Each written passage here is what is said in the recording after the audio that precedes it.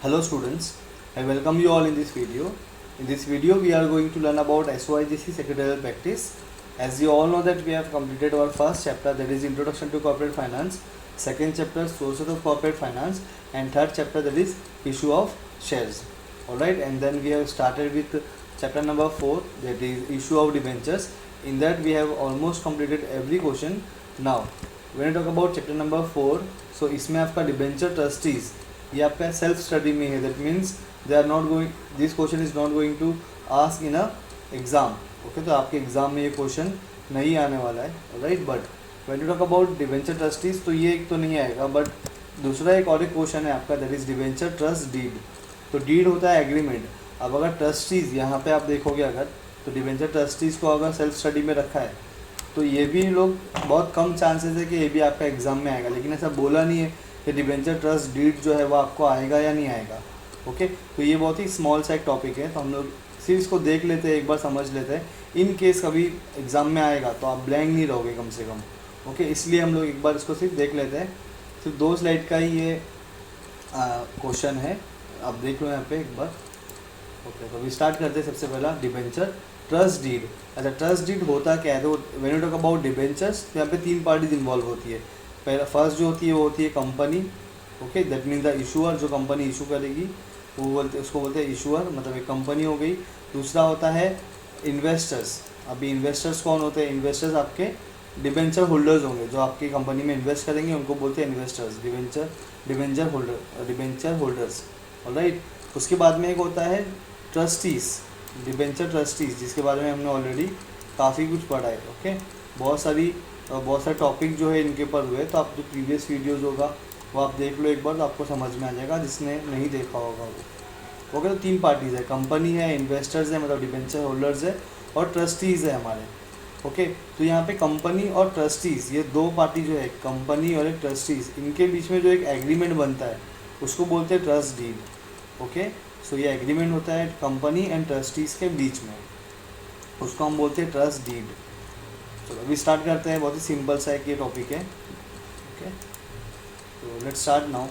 First आपको दिया है यहाँ पे, company enters into a contract with 1 और मोर डिबेंचर ट्रस्टीज़. ओके, ये सारा मैटर आपकी बुक का दिया हुआ है सबसे पहले तो अभी एक देख लेते हैं. Company enters into a contract with 1 और मोर डिबेंचर ट्रस्टीज़, मतलब कंपनी कॉन्ट्रैक्ट में आता है, इनके साथ में कॉन्ट्रैक्ट बनाता है. किसके साथ में? डिबेंचर ट्रस्टीज़ के साथ में. Okay, the terms and conditions of the agreement is written in the trust debenture trust deed. जितने भी टर्म्स एंड कंडीशंस होंगे जो भी, वो कहाँ पे लिखा होगा? एग्रीमेंट में. कौन सा एग्रीमेंट है? Debenture trust deed. Alright, it is the legal instrument conveying the assets of a company to the trustees. तो ये एक लीगल इंस्ट्रूमेंट है. डिबेंचर ट्रस्ट डीड क्या है? ये एक लीगल इंस्ट्रूमेंट है that convey the assets of the company. Okay, now आगे देखते हैं. The deed also defines the rights of debenture holders and duties and powers of the debenture trustees. तो अभी ये डीड में होता क्या क्या है? यहाँ पे होता rights of debenture holders. Debenture holders के लिए जो राइट्स होते हैं उनको, वो सारी चीज़ें इसमें लिखी होती है. And also duties and the powers of the debenture trustees. तो डिबेंचर ट्रस्टीज को पावर कितना है, उनका क्या ड्यूटी है, वो सारी चीज़ें लिखी होती है ट्रस्ट डीड में. तो आगे देखते हैं. Company has to execute the deed within 3 months of closure of the issue.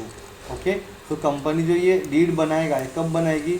With in 3 months of closure of the issue. जिस दिन इशू कंपनी ने डिबेंचर इशू किया, लास्ट डे होगा इशू करने का, जब क्लोज हो जाएगा इशू, उसके बाद में company has to execute the trust deed within 3 months, 3 महीने के अंदर. अच्छा, मेरे को ये आंसर मैं आपको इसके लिए पढ़ा रहा हूँ बिकॉज हो सकता है कि इसमें से ऑब्जेक्टिव में आपको 1 आध मार्क्स के लिए आ जाए. वैसे तो नहीं आएगा, बट अगर आ गया तो आपको पता होना चाहिए. इसके लिए इम्पोर्टेंट है ये मंथ्स वगैरह याद रखना.